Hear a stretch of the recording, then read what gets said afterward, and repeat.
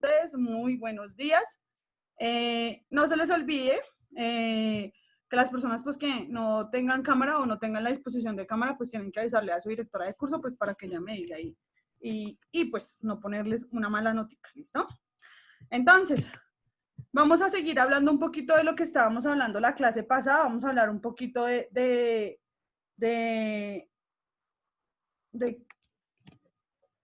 Dios mío, porque tanta gente me habla por WhatsApp y yo no sé ni qué me dicen. Es que linda, yo no sé qué. Estoy en clase, cuando salga de clase respondo. Bueno, espérenme, les acomodo. ¿Por acá ya están viendo la pantallita? Sí. No, señora.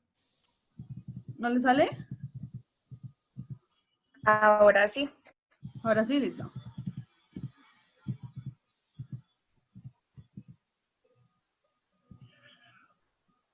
Bueno, nosotros la clase pasada tocamos un poquito el tema de lo que es la eficiencia ecológica, pues de la biomasa, de la producción bruta y de la producción neta de energía y biomasa, ¿cierto? Ahora, esta clase vamos a ver un poquito, ¿sí? Cómo se hace flujo de energía y ese traspaso de energía entre pues los diferentes ecosistemas, ¿cierto? Entonces, de toda la energía solar que existe, simplemente, pues como se los había dicho, llega al 1% a la capa terrestre, ¿cierto? Entonces, ese 1% es el que va a incorporarse en los organismos productores que generan su propio alimento y va a empezar a descender y a pasarse entre niveles tróficos, ¿cierto? Entonces, básicamente, que no se puede aprovechar tantos niveles de energía o que no se puede aprovechar tanta energía que proviene del sol, pues básicamente es un producto de que nosotros no tengamos de pronto muchos niveles muchos niveles tróficos, ¿sí? O sea, que no podamos compartir la energía entre muchos niveles tróficos. Entonces, simplemente tenemos, ¿cuántos niveles tróficos tenemos, chicos? No más. ¿Cuántos manejamos? ¿Cuántos niveles tróficos más o menos manejamos? ¿No lo recuerdan? ¿Alguien? Stephanie. ¿No? No se les olviden que tenemos ¿cuántos niveles tróficos? Productores, consumidores primarios, consumidores secundarios, consumidores terciarios, carroñeros y descomponedores. ¿Cuántos niveles tróficos tenemos, chicos? 6, ¿cierto? Entonces, para que no se les olvide, para que lo tengan en cuenta, poseemos 6 niveles tróficos. Deberíamos de pronto, o se podría poseer más por la cantidad de organismos que tenemos. No se les olvide que nosotros aproximadamente sabemos que tenemos 14.000 millones de especies, ¿cierto? De las cuales solo hemos reconocido 7 millones, no, mentiras, 1.000.000 de especies solo hemos reconocido, solo hemos clasificado, ¿cierto? Entonces, aún nos faltan 13.000 millones de especies por clasificar. Entre esas 14.000 especies que hay en el mundo, pues nosotros podríamos tener de pronto niveles de alimentación muchos más, ¿cierto? Pero no, debido pues al aprovechamiento de la energía que proviene del sol, solo vamos a poseer 6 niveles tróficos. ¿Cuáles son los niveles tróficos? Los que van a dar orden, ¿sí? A la pirámide trófica, ¿sí? O a las cadenas tróficas, a las redes tróficas. ¿Ustedes sí recuerdan eso? ¿Sí recuerdan las cadenas, las redes, las pirámides y cómo se da el traspaso de energía entre estos organismos? ¿Alguna vez han hecho una red trófica, chicos? ¿No? Pero no los escucho, toca que me hablen. Bueno, Que yo me acuerde, no. ¿no? Pues que uno, digamos, escoge un animal, ¿sí? Entonces uno hace la red trófica de ese animal. Entonces, por ejemplo, no sé, coge un águila, ¿sí? Entonces, ¿de qué se alimenta el águila? Entonces empieza a descender una cadena. Entonces, digamos, el águila se puede alimentar de conejos, pero también se puede alimentar de serpientes. Las serpientes se alimentan de ratones y el águila también se puede alimentar de ratones, ¿cierto? Entonces, ¿los ratones de qué se alimentan? Sí, se alimentan de pronto de basura, sí, se alimentan ellos, hay veces sí les gusta estar en la basura, eso, se alimentan de pronto de algunas plantas, algunos de ellos de pronto, pues, son omnívoros, pueden comer carne, pueden comer plantas, entonces usted empieza a generar una cadena trófica en la cual va indicando la manera de alimentarse de los organismos, ¿cierto? Y pues los va relacionando con otros organismos, a eso se le conoce como una cadena. ¿Sí? Una red, o una cadena, una red, porque da conexión de todo con todo. En cambio, cuando yo hago una cadena es algo más, digamos, ordenado. Entonces, cojo los productores. ¿Quién se alimenta de los productores? La mariposita, digamos, que se alimenta del néctar de las plantas. Entonces, ¿quién se alimenta de la mariposa? No sé, un ave, ¿cierto? ¿Quién se alimenta del ave? Un águila más grande. ¿Quién se alimenta del águila? No sé quién es un depredador del águila. En este momento se me escapa quién podría ser un depredador el del águila, porque creo que ellas no tienen depredadores, por lo que siempre se las pasan allá arriba en, pues, un humano, ¿sí? Un humano que mate un águila, ¿sí? Entonces ahí va formando una cadena. Si ven que no hay una relación, digamos, de todos los organismos, sino que hay una relación más ordenada de los organismos, de hecho, pues les voy a mostrar un poquito para que tengan idea. De pronto más adelante, la próxima clase, hacemos una cadena trófica. Los pongo a que ustedes hagan una cadena trófica, pero ahorita les voy a mostrar para que si algo lo tengan en la cabeza, ¿sí? Hay algunas sesiones del IFEX que a ustedes se les ha salido una red trófica, ¿sí? Que les sale una águila, una serpiente, no sé si recuerdan ese punto, ¿sí? De los pre-IFEX que ahí salen, pues eso. Ahorita que me cargue un poquito el internet porque está muy lento acá mi computador, les voy a mostrar cadena trófica. Bueno, entonces, básicamente, ya sabemos que los productores van a generar y van a convertir toda esa energía inorgánica en energía orgánica para que pueda ser aprovechada por los otros organismos que hacen parte de los niveles tróficos, ¿cierto? Entonces, básicamente, los consumidores van a adquirir la energía a través del consumo de otros organismos que también han hecho un proceso de digestión para su supervivencia, para su mantenimiento. Entonces, los consumidores aprovechan esa energía y pues la hacen parte de ellos. Entonces, pues básicamente la energía que podemos perder entre los ecosistemas, que se puede perder entre los niveles tróficos, nunca es pérdida, sino que esta energía se devuelve, digamos, al entorno, al medio ambiente en forma de calor, para que lo tengan en cuenta, ¿listo? Entonces, básicamente, en ese proceso, el que cierra la cadena trófica y el que, digamos, también cumple un papel bastante importante es la parte de los descomponedores, puesto que ellos, pues, descomponen toda esa materia viva, toda esa materia orgánica, ¿sí? La convierten en materia, pues, menos grande, ¿sí? En menos compleja, la convierten en una materia más simple, chicos, y pues la devuelven ¿a quién? A la tierra. ¿Para qué? Para que el ciclo vuelva a empezar y pues para que la tierra pueda dar, digamos, fruto y vida básicamente, ¿listo? Entonces, básicamente, chicos, acá nos muestran como un diagrama. Si ustedes pues se ubican en el diagrama, pues está el sol. Lo primero es que esa energía va a llegar a los fotosintetizadores, ¿sí? O productores que vendrían siendo los del primer nivel trófico, que son las plantas, ¿cierto? Entonces, después de esto, esas moléculas inorgánicas, acá se pierde mucha energía en calor. Entonces, todas esas flechitas rojas va a ser la energía que se está perdiendo en forma de calor, ¿listo? Entonces, esas moléculas orgánicas e inorgánicas, ¿sí? Se traspasan a través, ¿sí? Del consumo a nuestro consumidor primario, se vuelve a generar un proceso en elaboración de energía.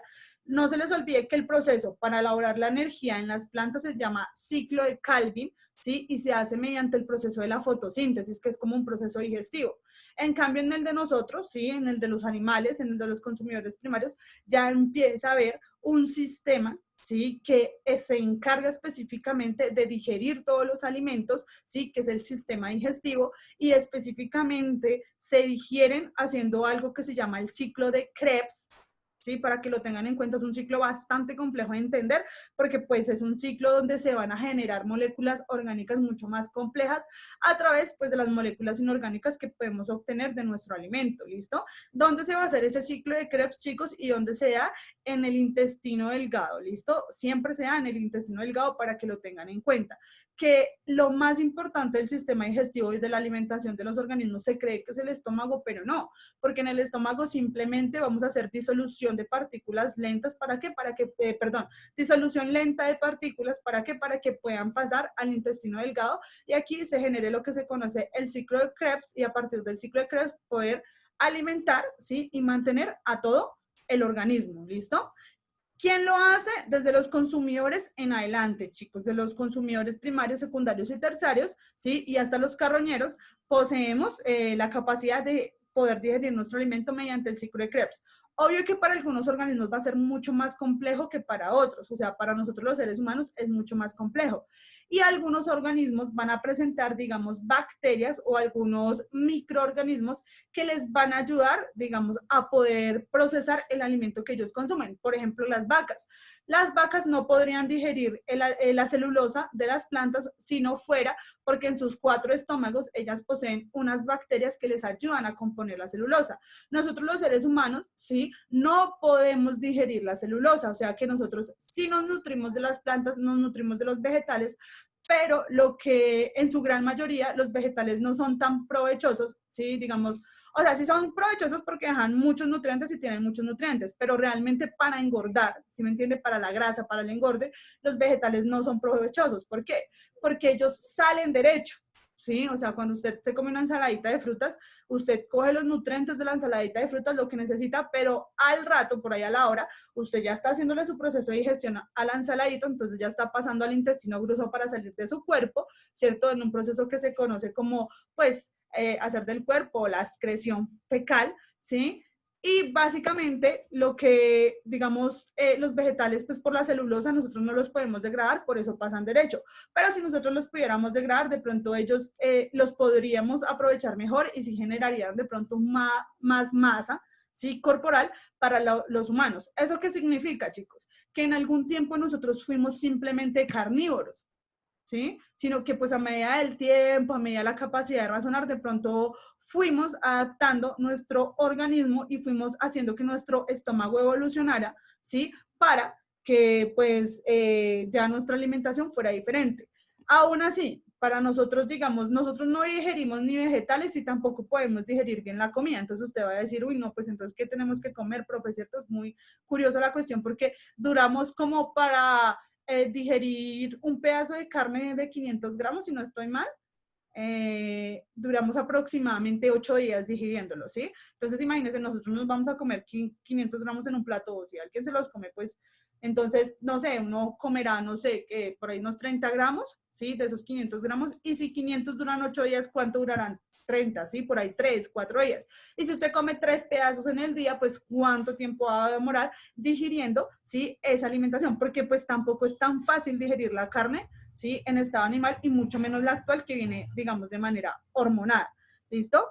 Y ahí sí viene, pues, un traspaso de energía química a los consumidores secundarios y de los secundarios los terciarios y de los terciarios a los descomponedores. En cada momento, ¿sí? En cada eslabón de la cadena trófica que ustedes están viendo acá, ¿sí? De acá hasta aquí y de aquí hasta aquí, chicos, va a haber un traspaso de energía simplemente del 10%. ¿Listo? ¿Qué es lo que queda para traspasarle al otro nivel trófico? ¿Listo? Que es lo que hace que nosotros pues nos mantengamos en como tal, en la biosfera y que nuestro ecosistema esté en equilibrio, ¿listo? Si llega a haber una pérdida de algún organismo o de la extinción de alguna especie, se va a afectar, lo primero que se va a ver afectado es la cadena trófica, ¿sí? Y si digamos es una especie de pronto que controle, ¿sí? Que pueda hacer control poblacional sobre otras especies, va a haber una desregulación y un desequilibrio inmediato del ecosistema. Entonces, ¿cuál sería una primera consecuencia de que haya un desequilibrio o una pérdida de una especie, chicos? Que se desregula la cadena trófica. Y al desregularse la cadena trófica también se ven afectados otros procesos como el control poblacional. ¿Listo? Y pues eso generaría de pronto que se dieran organismos o especies que podrían ser plagas. Entonces, para que lo tengan en cuenta. ¿Cómo vamos hasta ahí? ¿Bien? ¿Hemos entendido? Sí, profe, todo claro. Bien, gracias. Listo, chicos. Entonces, vamos a tocar unas leyes básicas de la ecología para tocar lo que son sucesiones y regresiones ecológicas. Y ahí entrará el tema de ecología de poblaciones y control poblacional. Y pues ahí vamos a tocar un poquito el tema de lo que estamos viendo en la actualidad. Entonces, chicos, básicamente poseemos 3 leyes de la ecología básicas. ¿Para qué son estas leyes de la ecología básicas, chicos? Para que haya un ecosistema en equilibrio y para que haya un ambiente en equilibrio como tal. Para eso existen esas leyes. La primera ley es que todas las formas de vida son interdependientes, entonces nos hablan de cadenas y redes tróficas. ¿Qué significa ser interdependientes, chicos? De que todo depende de todo. Miren, yo siempre he dicho esto. En lo humano, ¿sí? Tanto en nuestro sistema, tanto en nuestro ecosistema y nuestra, digamos, forma de relacionarnos en la vida, nosotros no somos seres independientes. De hecho, nosotros los humanos y todos los animales son seres dependientes. ¿Qué significa eso? Que dependemos de otros seres para nuestra supervivencia y para nuestro sostenimiento. ¿Sí? Y lo estamos viendo en la actualidad, ¿cierto? O sea, nosotros dependemos de la economía de otros países, dependemos también de la economía de nuestro mismo país, pero también dependemos de la producción que sea en nuestro país para poder subsistir, ¿cierto? Usted no puede decir, ay, no, yo me voy de ermitaño, aunque hay gente que lo ha hecho, si yo me voy de ermitaño, ¿sí? Me alejo de la sociedad y puedo vivir solo, pero pues ya tengo que tener, digamos, una mentalidad muy centrada en ese tipo de cosas para poderlo realizar.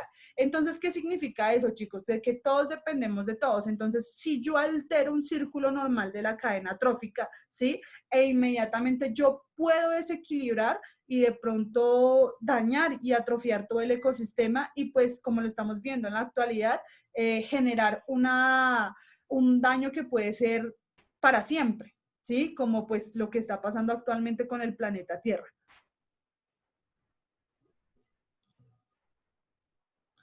Chicos, ¿cómo me escuchan la voz? Es que yo veo mi cámara supremamente... Profe, se escucha rebugueado. ¿Cierto? No, profe, yo le escucho bien. Yo también lo escucho bien. Escucharon bugueado. Sí, la escucho bien. Es que sí, porque miran que mi cámara estaba así súper lenta. Yo dije, no, no deben estarme escuchando bien. Bueno, entonces, si me entienden, digamos, esa interdependencia que sea entre los organismos, si me alcanzan, digamos, a comprender eso que les quiero comentar, les quiero mostrar cómo, pues no sé, más bien, ustedes como están ahí en sus computadores y eso, busquen ejemplos de cadenas y redes tróficas e imaginen lo que yo les estoy diciendo, que desapareciéramos un organismo de una cadena trófica, desregularíamos de todas maneras inmediatamente pues todo lo que es el control poblacional también de otras especies, pero también desequilibramos y atrofiamos directamente todo, absolutamente todo el ecosistema para que lo tengan en cuenta.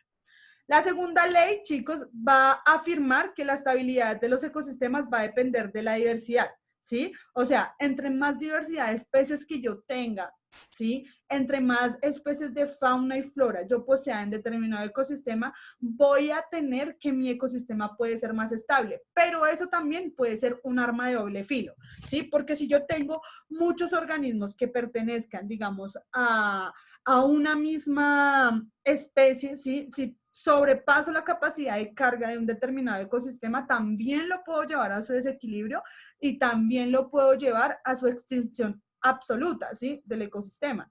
Entonces hay que ser muy cuidadosos, digamos, de pronto en el pensar que entre más organismos haya, ¿sí? Entre más... Y miren, se los voy a decir de esta manera, ¿sí? Personalmente, ¿sí? Y pues en lo poco que sé, ¿sí?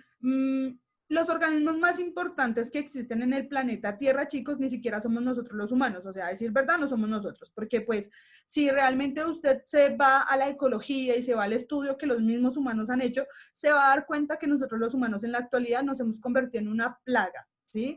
En una plaga para el planeta. Aparte que es una plaga bastante mala, ¿sí? Porque pues como ustedes lo pueden ver, los seres humanos son muy malos, ¿sí? O sea, hacen cosas bastante inhumanas, ¿sí? Porque ni siquiera los propios animales los hacen cosas bastante inhumanas en contra de otras especies. ¿Por qué? Porque no tienen las características que de pronto nosotros poseemos, ¿sí? O porque de pronto no se pueden comunicar con nosotros mediante un lenguaje de símbolos como nosotros sí lo logramos, entonces nos creemos con el derecho y la autoridad de lastimarlos, ¿cierto? Entonces voy a citar una noticia que estuvo rondando, no sé si en sus face, pero en el mío sí, mucho estos días, y fue que por allá en una parte de África, si no estoy mal, o no sé dónde, ¿sí? Una elefantica embarazada tenía hambre, ¿sí? Entonces alguien muy ingenioso, una persona muy hermosa que Dios quiera le den un perdón muy grande por lo que hizo, ¿sí? Le dio una piña con explosivos a la elefantica, ¿sí? Y pues le voló toda la parte de la mandíbula, y al volarle toda la parte de la mandíbula, pues ella le ardía mucho, ¿sí? Duró 3 días muriendo. Aparte que su bebé se le murió dentro de hambre, porque pues ella iba buscando comida porque tenía hambre y necesitaba alimentar a su bebé, y se murió en un río, ¿sí? Pues para parar el ardor de su mandíbula, ¿sí? Y de lo que estaba sintiendo, pues ella se metió al río y en el río pues falleció con su bebé. Pienso yo, chicos, no sé, pues a manera personal, tiene que ser una persona muy mala, muy inhumana para generarle un daño a un ser vivo y un sufrimiento tan latente y aparte tener la maldad y la imaginación para hacer eso y lastimar a un ser vivo independientemente de la forma que sea y aún así no sentir compasión ni dolor, ni siquiera un poquito de empatía por esos seres vivos. Por eso, chicos, es que en la actualidad nosotros estamos como estamos. Si bien, miren, yo no suelo ver mucha televisión, pero ayer estaba viendo de sus dos shows un poquitico, como 15 minutos, mientras estaba ahí pintándome las uñas, y sale esta señorita Natalia París, que realmente antes no me caía también porque me parecía muy pendeja, pero dice algo muy interesante, ¿sí? Y dice, es como, bueno, de ahora en adelante nosotros los empresarios, dice la chica, nos tenemos que reinventar, ¿cierto? Tenemos que dejar de utilizar plástico, tenemos que dejar de contaminar, tenemos que empezar a cuidar la naturaleza y tenemos que empezar a ser más amables con el ambiente. Tenemos que desarrollar una conciencia ambiental, decía la chica que de pronto yo no creo que tenga muchas neuronas, ¿sí? Pero si lo puede decir una persona como ellas, que de pronto es una persona con un tinte tan plástico, y no porque yo quiera decir eso, ¿no? Sino porque la he escuchado en otras conversaciones, ¿sí? Y la he escuchado en otras entrevistas y realmente ha sido fatal, ¿sí? Entonces, digo, si ella lo pudo hacer, o sea, todos lo podemos hacer. Y esa es la invitación que realmente nos está haciendo el mundo en este momento, chicos, a generar lo que es el respeto por la vida, ¿sí? A generar un poquito, porque miren, en este momento la naturaleza, ¿sí? Está haciendo de lo suyo. Y es tan incontrolable el poder de la naturaleza que ni siquiera las mentes humanas han podido detener un virus que les ha matado, ¿sí? Y ha hecho una regulación poblacional bastante gigante dentro de la especie humana, ¿sí? Al principio cuando inició esto hablábamos y pues claro, de obvia manera esto es un respiro para el mundo, aunque obvio, hay mucha gente que de pronto se encuentra en una situación bastante delicada por lo que estamos viviendo, chicos, pero eso es un respiro para el mundo y qué fea la manera en que lo hacen los gobiernos para poder, digamos, generar control sobre la humanidad, ¿sí? Porque está muy mal como lo hacen, pero de todas maneras es una consecuencia del comportamiento que hemos creado como coherente, ¿sí? Y el comportamiento que nosotros tenemos como seres humanos. ¿Para qué hablamos de ecología? ¿Para qué hablamos de biología en un colegio, chicos? Yo siempre he dicho que de la ecología y de la biología, sí, se pueden sacar muchas cosas, porque es que básicamente de todo lo que yo les hablo, de todo lo que yo les explico, no es fuera ni está lejos de ustedes, ¿sí? Está dentro de ustedes y ustedes todos los días hacen, ¿sí? Y viven e interaccionan con lo que yo les explico, ¿sí? Entonces, de pronto pienso yo, sí, siempre he dicho que la biología en el colegio es una materia para la salud, pero una materia también para crear conciencia, ¿cierto? La conciencia que nosotros necesitamos en la actualidad frente, ¿sí? A lo que estamos viviendo en nuestro entorno, chicos, porque, bueno, a decir verdad, mire, ustedes lo están viendo, usted está encerrado en su espacio, ¿cierto? Pero usted tiene que salir a alimentarse, ¿cierto? Entonces usted tiene que salir a comprar la papita, la yuquita y demás, ¿cierto? Esa papita y esa yuquita, ¿quién se la da? Los campesinos que siguen labrando la tierra y la siguen trabajando, porque si no siguieran labrando la tierra y no la siguieran trabajando, pues esa papita no llegaría a su casa, ¿sí? Y usted encerrado, pues no podría alimentarse y pues ya en 3 días, bye, porque una persona sin comer dura aproximadamente 3, 4 días, sin comer absolutamente nada. Y pues tomando agua dura simplemente un día para que lo tengan en cuenta, o sea, es más importante el agua que la comida. Pues para un ser humano. Ahora, chicos, es ver que, digamos, básicamente nosotros, ¿sí? Como especie humana, ni siquiera hemos podido identificar nuestro trabajo o la labor que tenemos en el mundo, en la humanidad, ¿sí? Porque todo lo hemos hecho absolutamente mal. ¿Sí? Nosotros nunca hemos podido alcanzar un equilibrio humano con la naturaleza, ¿sí? Porque pues también pensamos que el equilibrio se debe alcanzar con otras cosas, ¿sí? O sea, con otras cosas que son extraterrenales, pero pues no solo nuestro equilibrio tiene que estar con lo que nosotros creemos o con lo que nosotros tenemos en nuestro espíritu, sino también debe estar en equilibrio con todo lo que está a nuestro alrededor. ¿Sí? Con la naturaleza, por eso a la naturaleza hay que agradecerle, por eso cuando usted va a fumar, digamos, cigarrillo al lado de un árbol, la gente, las personas que fuman cigarrillo al lado de las plantas, al lado de los árboles, deben pedir permiso, ¿sí? Y no lo deben hacer, es su ser vivo, así como la gente, a mí me incomoda ese olor y me parece una falta de respeto absoluta que alguien saque un cigarrillo delante mío y no me diga, oye, ¿puedo fumarme este cigarrillo? ¿sí? Porque eso es una falta de respeto absoluta. Yo no retírese de mi lado, porque si yo no lo hago, pues no voy a permitir que usted lo haga al lado mío y que me dañe mis pulmones, que porque a usted le gusta, pues matarse de esa manera, ¿cierto? Entonces, absolutamente cuando yo me paro ahí al frente de la planta, yo digo, no, así como a algún ser humano le puede incomodar este olor, a esa planta le está incomodando ese olor. Entonces, tengo que aprender a respetar la vida, chicos. Ustedes van a decir, uy, esa profe, qué tan loquita dirá que es de esas que les habla a las plantas. Obvio, es de esas que les habla a las plantas porque es que ellos están vivos, la naturaleza está viva, chicos, la naturaleza no está muerta y hace parte de nosotros. Al hacer parte de nosotros, nosotros dependemos directamente de ella. Dependemos directamente de ella. O sea, créanme, chicos, que cuando se acabe toda la naturaleza y como dice ese proverbio indoamericano, ¿sí? Cuando se les muera el último árbol, cuando se les acabe el último pescado, ¿sí? Se van a dar cuenta que el dinero no se puede comer. No hay mejor manera de resistir, ¿sí? Y de hacerle resistencia a la vida y de ser rebeldes que cultivando nuestra propia comida. ¿Sí? Cultivando nuestro propio tomate, cultivando nuestra propia papa, así generando nuestro propio alimento, chicos, ¿sí? No solo pues ser rebeldes, sino también ser rebeldes contra el sistema y pues también no darle de pronto a ellos la gana de estar pagando impuestos por un alimento que un campesino, ¿sí? Porque miren, cuando se hace la papa y cuando el campesino labra la papa, un bultico de papa para ellos puede valer 20,000 pesitos, ¿cierto?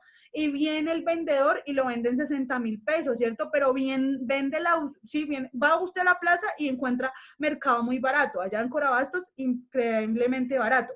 Pero usted se va a las multinacionales como El Éxito, como Carulla, como Pomona, sí, como Macro, como eso. ¿Y cuánto le vale nomás una bolsita de papas? Que porque se la lavan y se la ponen bonita, ¿cierto? Entonces es ver, ¿sí? Cómo desprestigian también el trabajo de nuestros campesinos y que la mejor manera que nosotros tenemos en este momento para resistir y para hacerle un frente no solo a lo que estamos viviendo, ¿sí? Actualmente frente a la enfermedad, ¿sí? Sino a todo lo que nos dan diariamente y cómo nos contaminan, porque no crean, chicos, miren, ustedes van y se comparan con uno de esos abuelitos, usted le pregunta a unos abuelitos y los abuelitos son fuertes, ¿cierto? Acá en Colombia los abuelitos son fuertes, son poderosos porque ellos se alimentaron con agua panela, yuquita y papa, ¿sí? En cambio nosotros los jóvenes somos muy débiles, a nosotros nos coge una enfermedad y nos vuelve nada. ¿Por qué? Porque nosotros somos alimentados con la industria química, somos alimentados con los transgénicos, con los plaguicidas, con los químicos. En cambio, si usted va y siembra su propia comida, usted tiene certeza de que lo que usted está comiendo es plenamente saludable, ¿sí? Que es orgánico. Pero si usted se alimenta de pronto de lo que cultivan las grandes empresas como Monsanto, que también es una empresa bastante, que aparte de eso es canadiense y es una empresa bastante explotadora de nuestro agro colombiano, ¿sí? Si usted se alimenta de Monsanto, créame que, y todos nos alimentamos de Monsanto, estamos alimentándonos con químico y con veneno, que lentamente está reduciendo nuestro tiempo de vida, porque si usted se da cuenta, sí, los abuelitos de uno, los bisabuelos llegaban a los 100 años, a los 98 años. Nosotros en la actualidad estamos llegando máximo 70, 80 años y con un montón de enfermedades horribles, que no me puedo ni mover, que hasta pestañear duele, ¿sí? Cuando llegamos a esas edades. Entonces hay que tener cuidado. Y de hecho no, ¿sí? Si usted se va y coge a veces un chino de 25 años, de 30 años, le duele hasta el pelo ya a esa edad. ¿Por qué? Pues por la manera de alimentarse que nosotros tenemos como humanidad, ¿listo? Y la última ley va a establecer, chicos, que todas las materias primas son limitadas, ¿sí? ¿Qué significa eso? Que no todo es para siempre, ¿cierto? Que nuestros recursos se acaban. No se les olvide que nosotros en el primer periodo estuvimos viendo algo de la ONU, ¿cierto? De lo que nos decía la ONU, de los objetivos que ellos habían puesto para tener como humanidad, para tener en cuenta los países que hacen parte de las Naciones Unidas, y uno de esos era reducir las emisiones de carbono a cero, cosa que pues no va a ser posible, ¿sí? Pero también otro era que pues teníamos 13 años de recursos naturales, ¿sí? Y pues al tener 13 años de recursos naturales, ellos pudieron estimar un tiempo de 50 años para que se acabara la Tierra en su totalidad. Yo sé que muchos de ustedes no han leído eso porque esas cosas, o muchos de la gente, ¿sí? A nivel general de la humanidad no ha leído eso porque no son cosas de interés de pronto cultural, ¿sí? Pero es bastante importante